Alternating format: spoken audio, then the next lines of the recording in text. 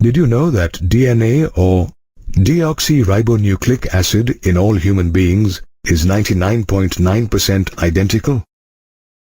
It is that 0.1% difference that makes us all unique. DNA derives its name from deoxyribonucleic acid, a type of nucleic acid. Nucleic acids are made up of polynucleotide chains, which are formed by several nucleotides or molecules that make up the structure of the DNA when bonded together. In fact, the length of a DNA is defined by the number of nucleotides or pairs of nucleotides present in the DNA. A pair of nucleotides is also known as a base pair. For example, E. coli has 4.6 multiplied by 10 raised to the power 6 base pairs, and bacteriophage lambda has 48,502 base pairs, while the haploid content of human DNA has 3.3 multiplied by 10 raised to the power 9 base pairs. It was in the year 1869 that Friedrich Miescher first identified DNA as an acidic material present in the nucleus and called it the nuclein. However, technical limitations made it very difficult to isolate such a long polymer intact, and therefore no further interpretations regarding the structure of DNA were made for several years. Finally, in 1953, James Watson and Francis Crick proposed a simple double helix model for the structure of DNA. They did this with the help from the X-ray diffraction data that was created by Maurice Wilkins and Rosalind Franklin. Further, James Watson and Francis Crick proposed that base pairing existed between two strands of polynucleotide chains, which was a distinctive attribute of their proposition. This proposition was based on the observations made by Erwin Chargaff, who found that the ratios between adenine and thymine and guanine and cytosine are constant and equal to 1 for a double-stranded DNA. In fact, due to base pairing, the polynucleotide chains possess a very unique property, that is, the strands of the base pairs are complementary to each other. Therefore, if we know the sequence of bases on one strand, it is possible to predict the sequence in the other. Moreover, when two strands of a parental DNA separate, each serves as a template for synthesis of a new daughter strand because of complementary base pairing, and the two double-stranded daughter DNA generated are identical to the parent DNA molecule. Thus, these discoveries provided a clearer picture to the genetic implications of the DNA structure, and soon the DNA double helix structure and its simplicity in explaining genetic implications became revolutionary. Let us now learn about the chemical structure of a polynucleotide chain present in the DNA double helix structure. The polynucleotide chain is made up of three components: a nitrogenous base, a phosphate group, and a pentose sugar, which is deoxyribose. Further, the nitrogenous base is of two types, purines and pyrimidines. The purines comprise adenine and guanine, while the pyrimidines comprise cytosine and thymine. Now, through an N-glycosidic linkage, a nitrogenous base is linked to the pentose sugar, forming a nucleoside, which can be guanosine or deoxyguanosine, adenosine or deoxyadenosine, uridine or deoxythymidine, and cytidine or deoxycytidine. Conversely, depending on the sugar present, a nucleotide or a deoxynucleotide is formed when a phosphate group is linked to 5'OH of a nucleoside through the phosphoester linkage. Also, a dinucleotide is formed when two nucleotides are linked through a 3'-5' phosphodiester linkage, and several such nucleotides can join similarly to form a polynucleotide chain. At one end of this chain is a free phosphate moiety at the 5' end of ribose sugar, which is called the 5' end of the polynucleotide chain. Similarly, at the other end of the chain is present a ribose with a free 3' OH group, which is called the 3' end of the polynucleotide chain. A salient feature of the double helix DNA structure is that it comprises two polynucleotide chains, the backbone of which is constituted by sugar phosphate with bases projecting inside. The double helix structure has several other salient features too. Its two polynucleotide chains have anti-parallel polarity. That is, if one chain has a polarity 5-3-, the other has 3-5-. Moreover, the bases of the two DNA strands are paired with the help of hydrogen bonds forming base pairs. Adenine is bonded with thymine from the opposite strand with two hydrogen bonds and vice versa. Similarly, guanine is bonded with cytosine with 3 hydrogen bonds. Because of this structure, a purine always comes opposite to a pyrimidine, which results in a uniform distance being maintained between the two helix strands. Another salient feature of the helix structure is that the two chains are coiled in a right-handed fashion. Therefore, the pitch of the helix is 3.4 nanometers, and each turn consists of about 10 base pairs.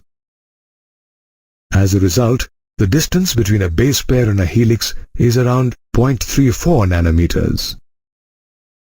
Additionally, in a DNA double helix, the plane of one base pair stacks over the other, which, along with the hydrogen bonds, makes the helical structure very stable. The stable DNA helix structure allows it to be the genetic material that has instructions for the development and functioning of all known living organisms. Did you know that the length of a DNA or deoxyribonucleic acid double helix in a typical mammalian cell is about 2.2 meters? This length is obtained by multiplying the total number of base pairs present in the DNA double helix with the distance between two consecutive base pairs. Now, the total number of base pairs present in a DNA double helix in a typical mammalian cell is 6.6 multiplied by 10 raised to the power 9, and the distance between two consecutive base pairs is 0.34 nanometers, or 0.34 multiplied by 10 raised to the power minus 9 meters. By multiplying these two factors, we get the length of the DNA double helix as 2.2 meters. Have you wondered how such a long polymer is packaged within a typical nucleus with a dimension of about 10 raised to the power minus 6 meters? To understand this, let us learn about the packaging of a DNA double helix, which is different for both prokaryotes and eukaryotes. In prokaryotes such as E. coli, the nucleus is not very well defined. However, the negatively charged DNA is not scattered throughout the cell, but is arranged in large loops, is held together by a few positively charged proteins in a region known as the nucleoid. On the other hand, in eukaryotes, the manner in which a DNA double helix is packaged within the cell is more complex. Eukaryotes contain a single molecule of negatively charged DNA packaged around a spool of positively charged basic proteins known as histones. The charge in a protein is decided by the abundance of amino acid residues with charged side chains. Now in this case, the proteins are positively charged as the histones are rich in basic amino acid residues like lysines and arginines, which carry positive charges in their side chains. Furthermore, the histones are arranged to form a unit of 8 molecules known as the histone octamer. Now around the positively charged octamer, a negatively charged DNA molecule is wrapped to form a structure known as the nucleosome, which is held in place by the H1 histone. A typical nucleosome has around 200 base pairs of DNA helix, and the nucleosomes present in chromatin can be seen as a beads-on-string structure when observed under an electron microscope. It is the nucleosomes that make up the repeating unit in chromatin, the thread-like bodies present in nucleus. Now, the chromatin fibers are of two types, euchromatin and heterochromatin. In a typical nucleus, euchromatin fibers of 30 to 80 nanometers in diameter are loosely packed and stain light. On the other hand, heterochromatin fibers of about 300 nanometers in diameter are more densely packed and stain dark. Moreover, of the two types of chromatin fibers, euchromatin is transcriptionally active, while heterochromatin is inactive. These chromatin fibers coil further and condense to form short and thick bodies called chromosomes during the metaphase stage of cell division. In this way, a DNA double helix is packaged into a chromosome, which is further packaged within the nucleus. If we stored the entire DNA sequence of a single human cell in books, we would have 3,300 books, each with 1,000 pages, where every page contains 1,000 letters. Yes, a human genome, which has about 3 multiplied by 10 to the power of 9 base pairs, can produce such an enormous amount of data. In fact, an ambitious international scientific research project called the Human Genome Project, or HGP, set out to do just that, to determine the complete sequence of base pairs of DNA inside the human genome.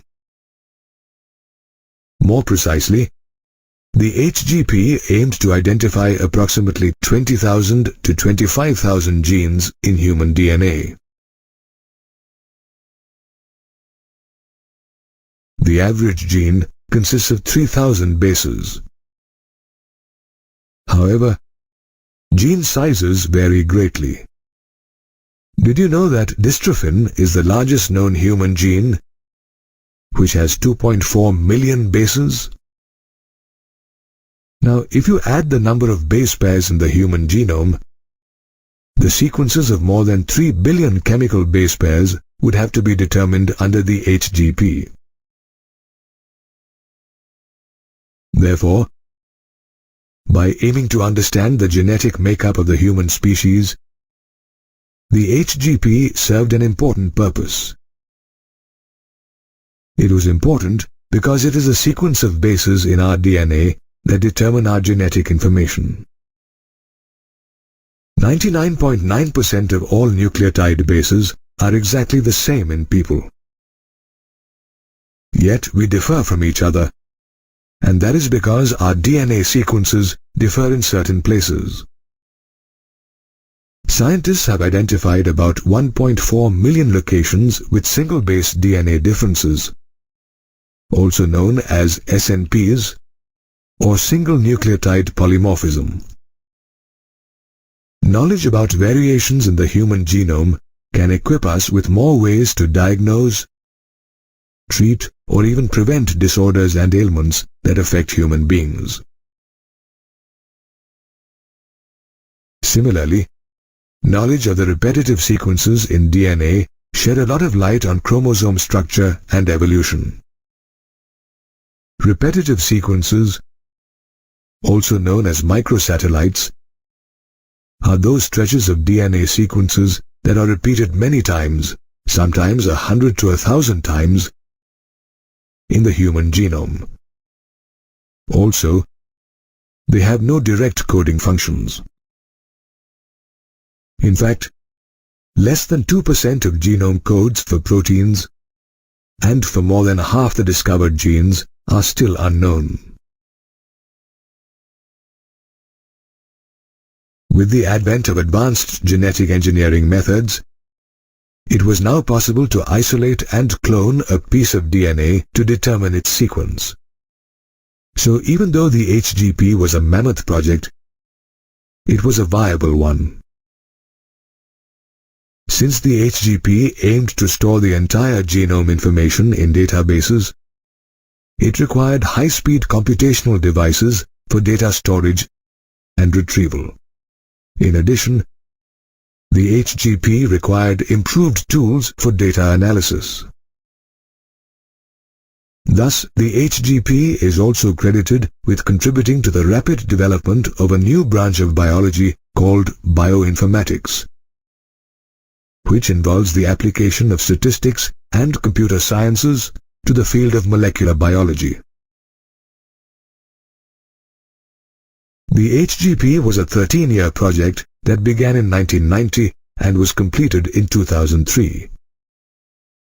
It was coordinated by the U.S. Department of Energy and the U.S. National Institute of Health. Did you know that initially it was James D. Watson, one of the co-discoverers of the double helix structure of DNA, who headed the project? However, in the initial years of the HGP, Wellcome Trust of the UK became a major partner, though more contributions arrived from countries such as Japan, France, Germany, and China, to name a few.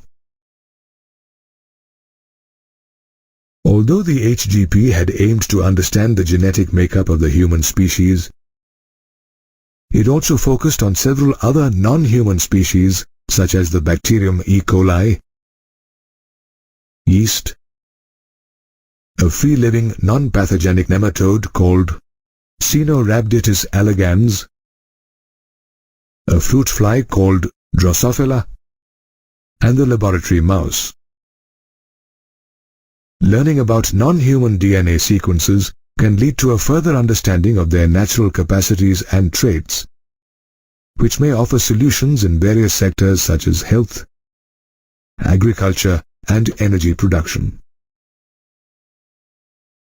Apart from transferring information and technologies to other sectors, the HGP also intended to address ethical, legal, and social issues, or ELSI, that may have developed while working on the project.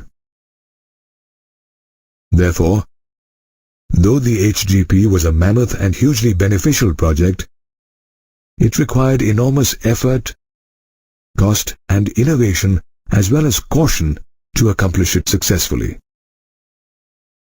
In 1869, Friedrich Miescher isolated an acidic material from the nucleus of a cell and called it nuclein, now known as nucleic acids. Also around the same time, Gregor Mendel proposed the principles of inheritance. In fact, Gregor Mendel, Thomas Hunt Morgan, Walter Sutton, and numerous other scientists had narrowed their search for genetic material to chromosomes.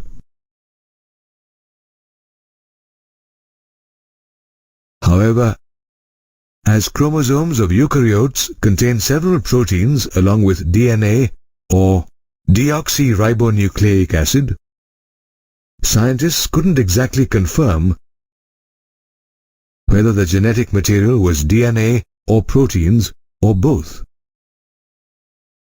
By around 1926, the search for the mechanism of inheritance of genetic material had reached the molecular level, yet the genetic material had still not been discovered.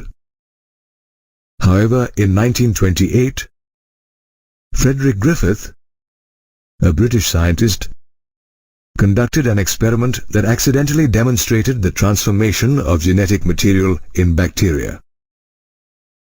In fact, Frederick Griffith was in the process of developing a vaccine against the bacteria Streptococcus pneumoniae that caused pneumonia by inoculating the dead microbes along similar lines of Louis Pasteur's experiments on vaccination. Frederick grew the bacteria in a culture plate and found that they were of two forms, the smooth and the rough. This was because the smooth, shiny colonies or the S strain of the bacteria possessed a mucus or a polysaccharide coat, while the rough colonies or the R strain had no such coat. Further, when the mice were injected with the S strain, they died of pneumonia infection, while those injected with the R strain did not develop pneumonia. This proved that the S strain of bacteria was virulent or lethal, while the R strain was harmless. Moreover, Frederick also found that heating killed the bacteria. So when he injected heat-killed S strain bacteria into the mice, they did not die. On the other hand, when he injected a mixture of R strain bacteria and heat-killed S strain bacteria, the mice died. Surprisingly, he even recovered the living S strain of bacteria from the dead mice. So on the basis of this experiment, Frederick concluded that the heat-killed S strain bacteria had somehow transformed the R strain bacteria. He also concluded that the reason why the R strain bacteria produced a smooth polysaccharide coat and became lethal or virulent was because of the transfer of some genetic material from the heat-killed S strain bacteria. However, there was still no means to ascertain or identify the genetic material that was transferred and responsible for the transformation process. Later, after 16 years, in 1944, a team of 3 scientists, Oswald Avery, Colin MacLeod, and Macklin McCarty, once again began research on the experiment that was once conducted by Frederick. At that time, they tried to identify the biochemical nature of the transforming principle in Frederick's experiment. For this, the scientists first purified biochemicals such as proteins, DNA, and RNA or ribonucleic acid from the heat-killed S strain bacteria. They did so to identify the biochemical responsible for transforming the live R strain into S strain bacterial cells. Through their experiments, they discovered that it was the DNA from the S strain bacteria that had transformed the R strain bacteria. They also found that digestion of the DNA of heat-killed S strain with DNase inhibited transformation. Further, the scientists also discovered that addition of proteases or protein-digesting enzymes and RNases or RNA-digesting enzymes did not affect the transformation. This led to the conclusion that proteins or RNA were not transforming substances and implied that DNA was the cause for the transformation. Thus, through their experiments, Oswald Avery, Colin MacLeod, and Macklin McCarty concluded that DNA is the hereditary material in most living organisms.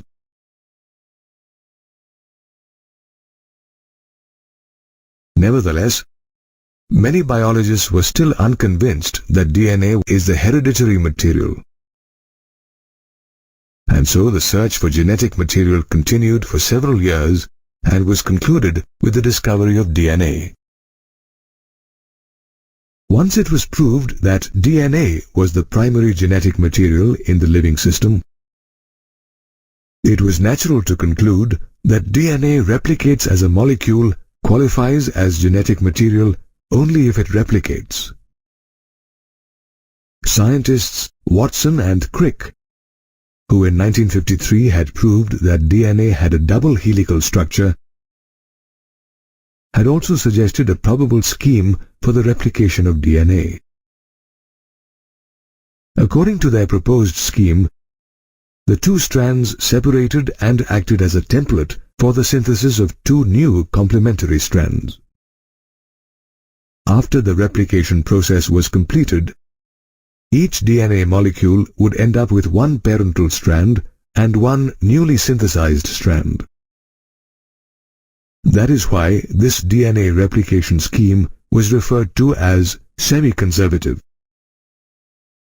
In 1958, to find conclusive evidence for this scheme of semi-conservative DNA replication, experiments were conducted by scientists Matthew Meselson and Franklin Stahl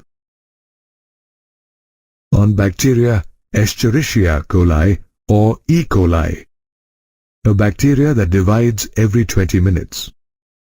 Meselson and Stahl grew E. coli in a medium that had NH4Cl15 isotope as the only nitrogen source.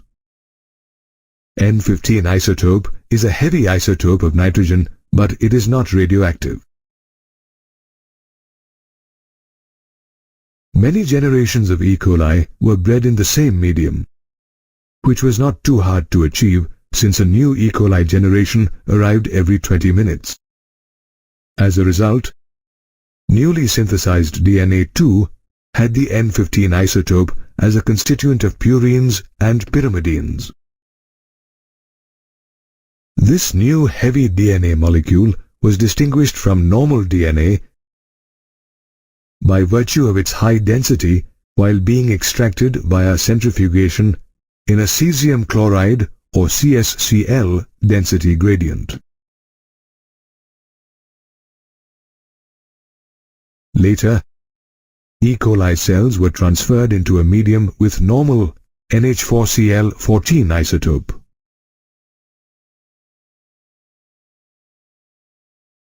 After the cells multiplied, their DNA was extracted and separated independently in CsCl gradients to record the density of DNA.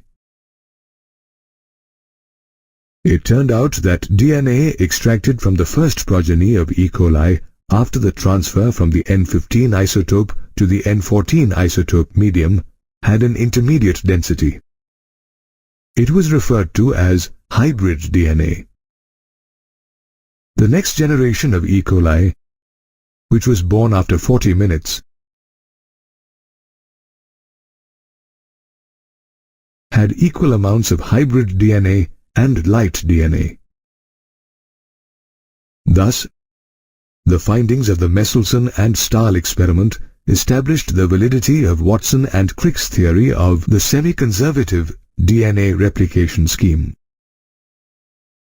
Similar experiments were further conducted in higher organisms such as plants and human cells to prove the same.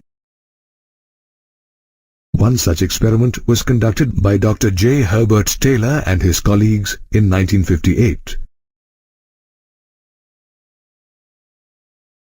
In root tip cells of Vicia faba or faba beans, using radioactive thymidine to determine the distribution of newly synthesized DNA in chromosomes.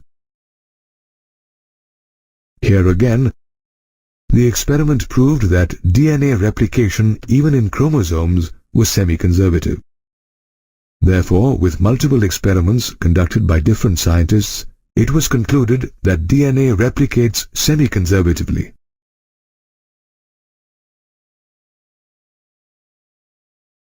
DNA replication is a fundamental process that all living organisms undergo to copy their DNA.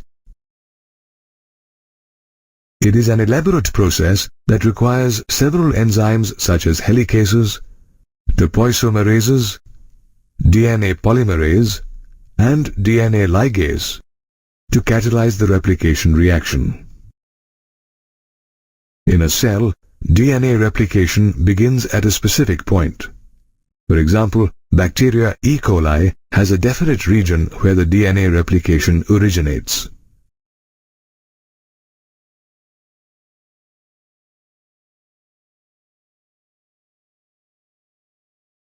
Such a region is known as the origin of replication. This is also the reason why a vector is required when a piece of DNA needs to be replicated during recombinant DNA procedures, as it is the vector that provides the origin of replication.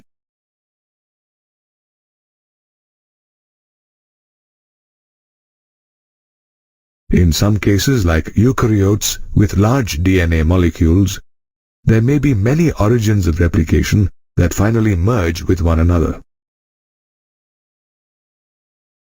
During replication, first the enzyme helicases unwind and uncoil the DNA double helix into single strands of DNA by the breakdown of hydrogen bonds. However, the main enzyme that catalyzes the replication process after it begins at the origin of replication is DNA polymerase, which is said to be DNA dependent as it uses the DNA template to catalyze the polymerization of deoxyribonucleotides. The DNA replication process requires a high degree of accuracy because any error during replication will result in mutations. Thankfully, DNA polymerase is a highly efficient enzyme that catalyzes the reaction not only with accuracy but also does it very swiftly. It catalyzes the polymerization of a large number of nucleotides in a very short span. For instance, E. coli can replicate 4.6 into 10 to the power 6 base pairs of diploid content in 38 minutes. That is, the average rate of polymerization is 2000 base pairs per second. The replication process is also an expensive process in the sense that it requires expenditure of energy. The deoxyribonucleoside triphosphates that act as substrates also serve as the energy source for the reaction. The terminal phosphates in the deoxyribonucleoside triphosphates break down to provide energy as ATP.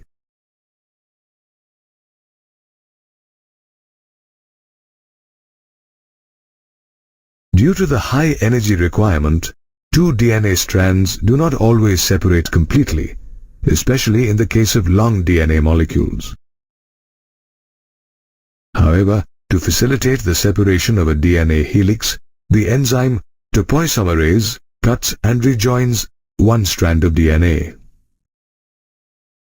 This then unzips the double-stranded DNA. As a result, replication bubbles are formed that extend as a Y-shaped replication fork. This replication fork is actually a small opening in the DNA helix where replication occurs. However, there is a small catch. The DNA-dependent DNA polymerase enzyme can catalyze the replication reaction in only one direction, 5' to 3'. This causes additional complications. Replication on one template strand that has 3' to 5' polarity, also known as the leading strand, is continuous, whereas replication on the other template strand with 5' to 3', also referred to as the lagging strand, is discontinuous. These discontinuously replicated fragments, also known as Okazaki fragments, are then joined by the enzyme DNA ligase. Further, cellular proofreading mechanisms ensure the fidelity of DNA replication. In case wrong bases are entered into the helix of DNA by mutation, the enzyme nuclease can identify and correct them. They cut off the defective segment of DNA and introduce the correct segment, which is then joined by the enzyme DNA ligase. However, scientists are still to understand all the aspects of DNA replication.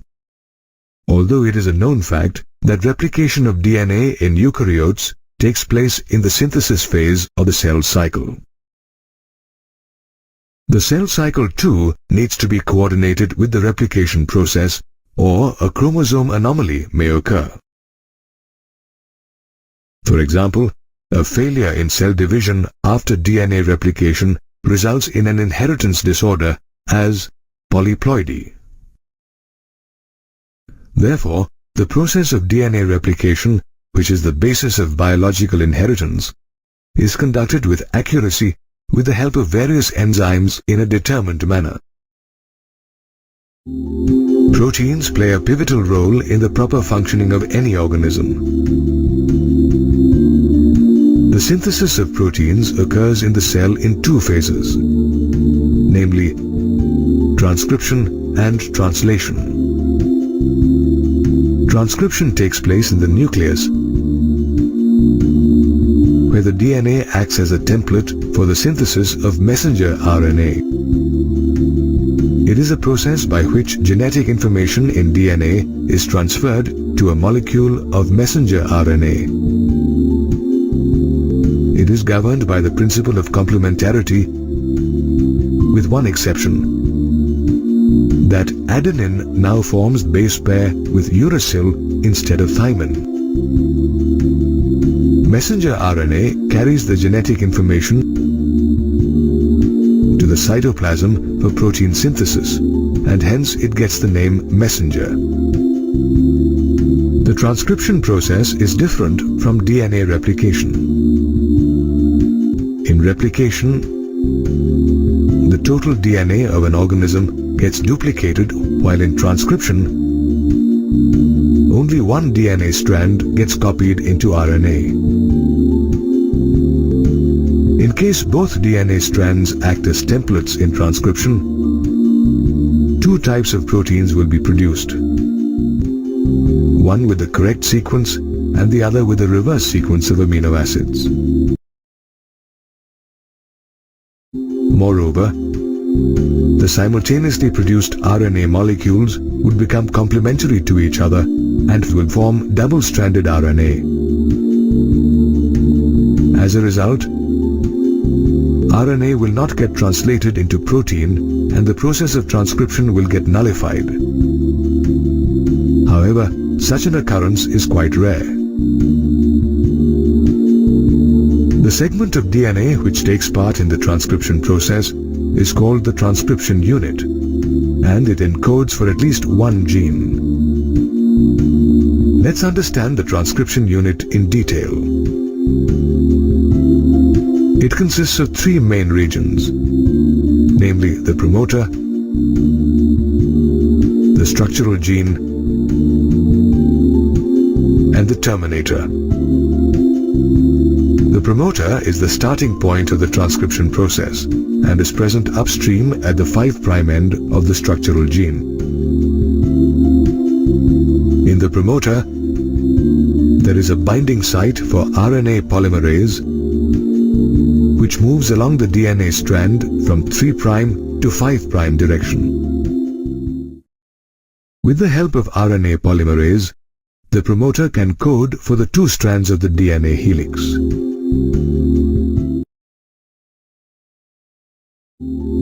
However, these two DNA strands will get reversed if the promoter switches its position with the terminator. The next part of the transcription unit is the structural gene, which consists of two DNA strands having opposite polarity. The strand with the 3' to 5' polarity acts as a template and is called the template strand, while the DNA strand, which has 5' to 3' polarity, is known as the coding strand and is displaced during transcription. The sequence of this strand is the same as that of RNA, except that thymine exists in place of uracil. The structural gene can be defined in terms of a cistron or segment of DNA that codes for a polypeptide. The structural gene in a transcription unit can be either monocistronic or polycistronic. A monocistronic structural gene contains the genetic information to translate only a single protein and is found in eukaryotes. On the other hand, a polycistronic structural gene carries the information of several genes which can be translated into several proteins. It is found in prokaryotes. The monocistronic structural gene has a split gene arrangement, where sequences called introns and exons are present. However, in this gene arrangement, only the exons act as coding sequences. The process of transcription helps remove introns and joins exons as functional messenger RNA.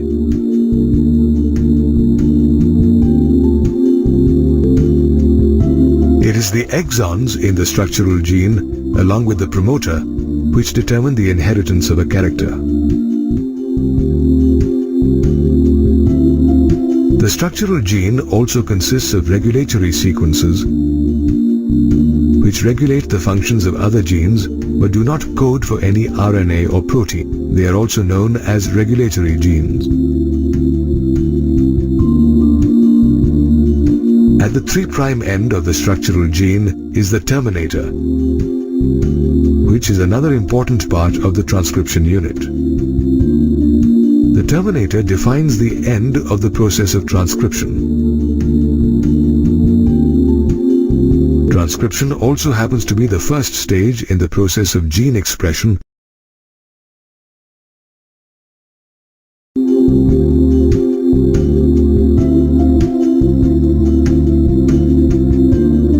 As it helps in the transcription of a gene into messenger RNA and encodes for a protein.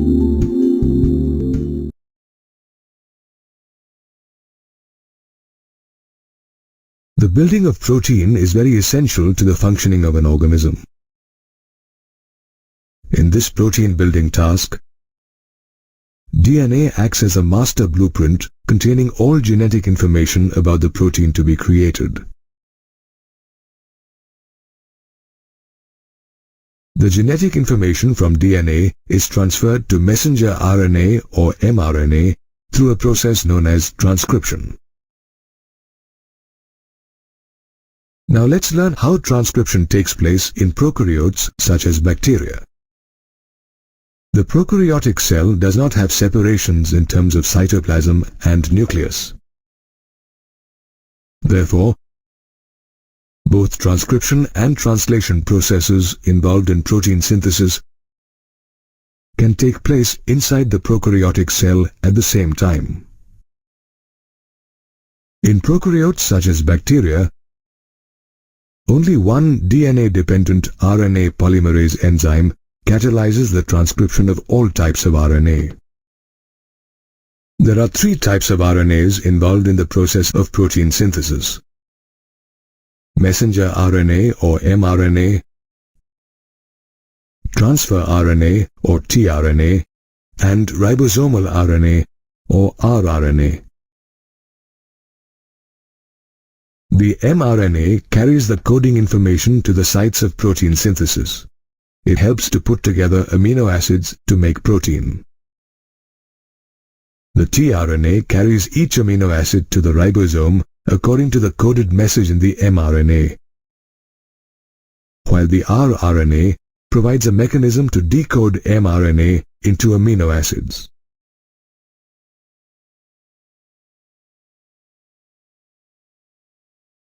Transcription, the first process in protein synthesis, occurs in 3 stages: initiation, chain elongation, and termination.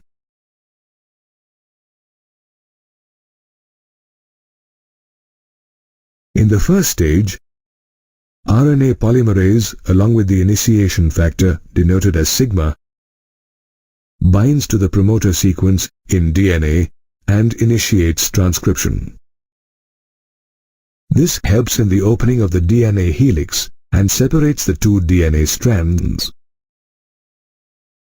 Now, the second stage of transcription, called elongation, begins.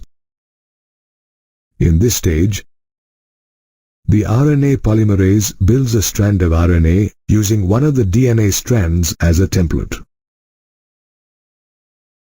RNA polymerase uses nucleoside triphosphates as substrates and polymerizes using the law of complementarity. This RNA chain growth takes place in 5' to 3' direction. After chain elongation commences, the sigma factor dissociates from the RNA polymerase and can be reused. The final stage of transcription is termination, in which the polymerase, along with termination factor represented by Rho, reaches the terminator region, and newly created mRNA fall off along with the enzyme. This marks the end of prokaryotic transcription.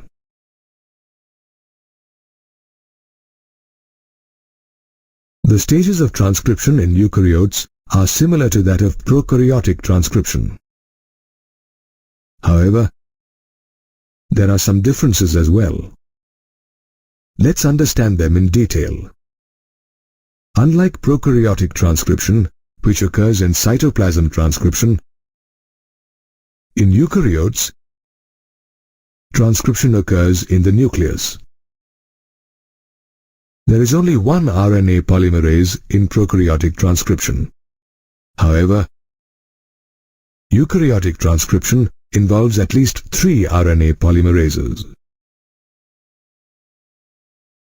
The RNA polymerase 1 transcribes various rRNAs.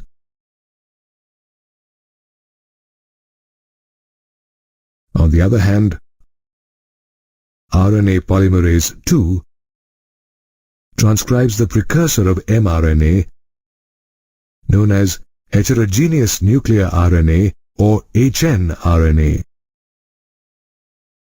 RNA polymerase 3 is responsible for the transcription of tRNA, 5' subunit ribosomal RNA or 5SR RNA, and small nuclear RNA or snRNA.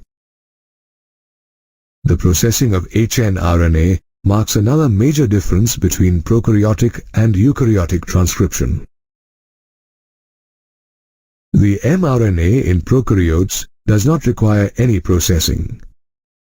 However, in eukaryotes, the hnRNA is inactive. Since it has a split gene arrangement with exons and introns,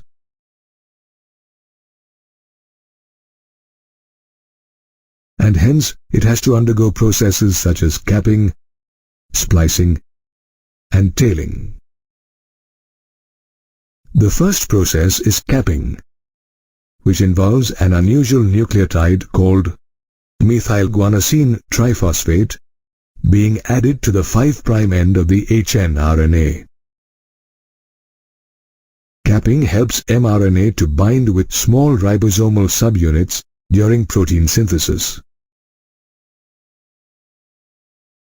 The next process is splicing, in which the introns are eliminated and exons are joined in a specific order. Finally, in the tailing process, about 200 to 300 adenylate residues are added to the 3' end of the hnRNA in a template-independent manner, giving rise to a poly-A tail. This process is also known as polyadenylation. After these processes, the hnRNA becomes mRNA and the transcription process ends. The mRNA can now be transported out of the nucleus and further used for the process of protein synthesis during translation. In 1962, James Watson and Francis Crick won the Nobel Prize for Medicine for deciphering the structure of DNA, the molecule that contains an organism's genetic blueprint. Through experiments, Watson and Crick had revealed that DNA was a double helix polynucleotide molecule, with each nucleotide consisting of the deoxyribose sugar, phosphoric acid, and nitrogenous bases adenine, guanine, cytosine, and thymine that are commonly called nucleotides. After the DNA structure was revealed, these scientists got busy finding an answer to the next question: how the nucleotides get converted into amino acids that synthesized proteins, the building blocks of life. These scientists already knew that DNA directs RNA synthesis, which in turn acts as a template in the synthesis of protein. They therefore suspected the presence of a genetic code, a set of rules in a gene that instructs a cell on how to synthesize a particular amino acid from the nucleotides of an RNA strand.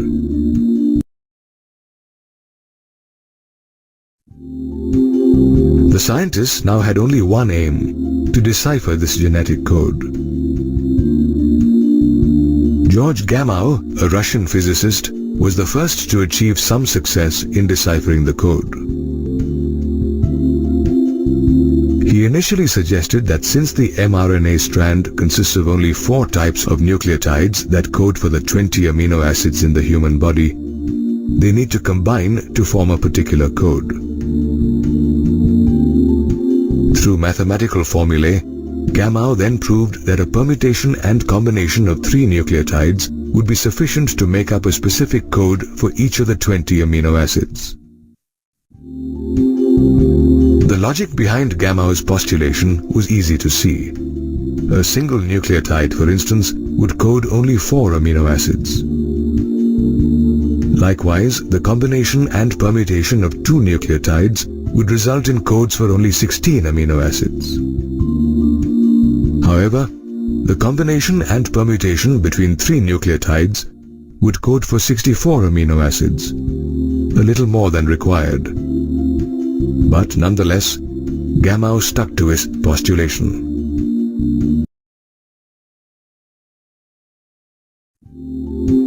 Though scientists were now aware that a combination of 3 nucleotides was all that was required to make a particular code, they had another question: which combination of nucleotides coded which amino acid?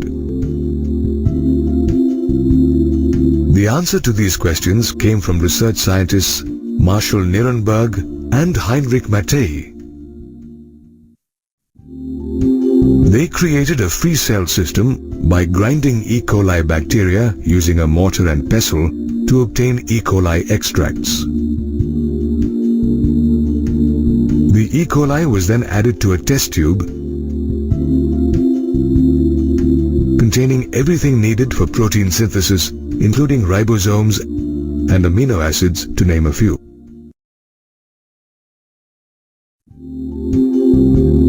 However, the test tube lacked an mRNA, without which protein synthesis was not possible. The scientists then added artificially synthesized mRNA consisting of only one base, uracil, in the free cell system. The E. coli extract in the free cell system was now able to produce a protein chain made of one repeating amino acid, phenylalanine, with the help of the Severo-Ochoa enzyme called polynucleotide phosphorylase that was present in the extract.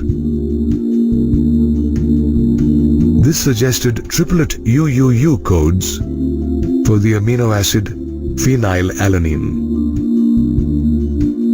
Nirenberg and Mattei had finally cracked the genetic code for at least one amino acid. Subsequently, Hargobind Khorana formulated a chemical method to produce well-defined nucleic acids, long strands of RNA with every nucleotide in the exact position.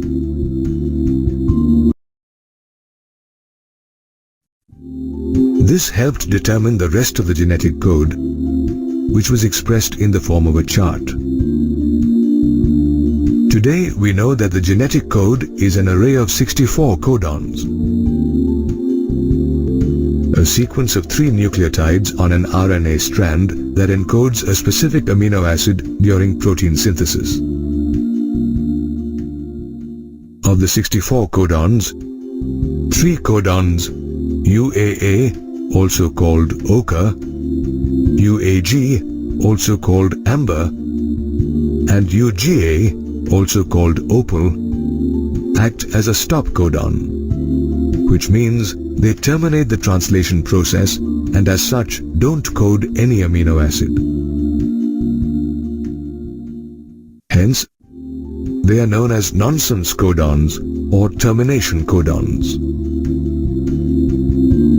The rest of the 61 codons code the 20 amino acids found in the human body. Moreover, one codon codes for only one specific amino acid, which makes the genetic code unambiguous and specific. For example, the codon UGG codes for tryptophan,